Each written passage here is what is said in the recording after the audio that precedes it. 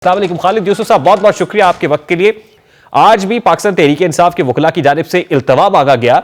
ये केस इंतहाई अहमियत का हामिल और जिस तेजी से आगे बढ़ रहा है, अब उसमें आपके नजदीक, आपकी दानिश में क्या पीटीआई के वकला ये देख रहे हैं कि कम से कम 2 साल की सजा या फिर जो है इसमें 14 साल की सजा या फिर उम्र कैद या सजाए मौत हो सकती है? तो क्या ये देखते हुए, फोर्सी करते हुए सुस्त रवि का मुजाहरा किया जा रहा है? देखें, साइफर केस पाकिस्तान की तारीख के अंदर ये एक फर्स्ट इंप्रेशन का केस है। इससे पहले पाकिस्तान की तारीख के अंदर ऐसा केस कभी भी नहीं हुआ और मेरे ख्याल से शायद दुनिया की तारीख के अंदर भी किसी भी साबिक वज़ीर-ए-आज़म पे इस तरह का और साबिक वज़ीर ख़ारजा के ऊपर इस तरह का केस नहीं हुआ है।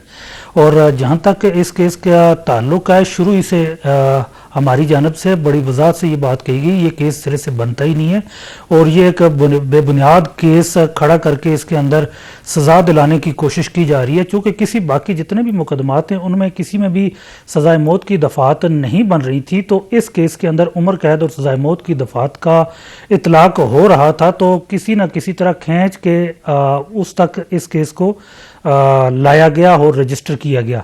लेकिन जब जैसे ही ये case supreme court of Pakistan के अंदर पहुंचा तो वहाँ इस पूरे केस का जो पोस्टमार्टम हुआ और जो इसकी धज्जियाँ उड़ गई, बल्कि जिसको आप ये कह लें कि ये एक लीर हो गया वहाँ, तो उसके बाद इस केस के अंदर एज सच अभी कोई भी ऐसी चीज़ नहीं है जिसकी बुनियाद पे ये भी कहा जा सके कि 2 साल की सजा भी हो सकती है। 4 सब सेक्शंस है, उसके अंदर जो पहली 3 सब सेक्शंस है उसके मुताबिक तो 2 साल की सजा हो सकती है। और जो स्टेटमेंट्स इस वक्त सामने आए हैं उनके मुताबिक दिखाई ये देता है बादी नजर में कि जो 3 पहली सब सेक्शंस है वो 2 साल की सजा, यानी अगर 2 साल की सजा हर सब सेक्शन की है तो कंकरेंट 2 साल की सजा सुनाई जा सकती है।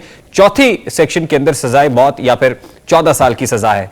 तो मैं तो पूछ रहा हूं कि लाइकली इन स्टेटमेंट्स की रोशनी में आप क्या देख रहे हैं कि क्लीन चिट मिल जाएगी, इक्विटल हो जाएगा या फिर मिनिमम 2 साल की सजा तो हो सकती है?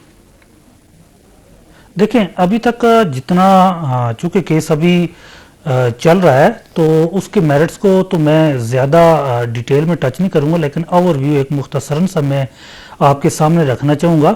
जो सबसे पहली बुनियादी चीज़ होती है वो FIR होती है। अगर FIR के मुंदरजात पढ़ें तो उसमें जो 2 ही बुनियादी इल्ज़ामात हैं कि जो साइफर के मुंदरजात हैं वो डिस्क्लोज़ किए गए और फिर दूसरा यह है कि साइफर की कापी को अपने पास रखा गया।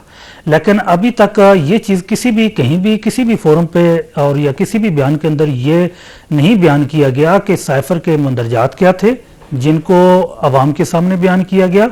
और दूसरी बात, जो कापी पास रखने का है तो वो बुनियादी तौर पे एक वज़ीर-ए-आज़म के ऊपर या उसके ऊपर इसका इतलाक वैसे भी नहीं होता, चूँकि वज़ीर-ए-आज़म ने अपने अहकामात देने होते हैं और जो दस्तावेज़ात होती हैं उनको संभालना देखना मातहत अमले का काम होता है। वज़ीर-ए-आज़म क्लर्क की तरह फाइलों के अंदर कागज़ रख के अलमारी के अंदर ताले नहीं लगाता, ये उसका काम नहीं होता।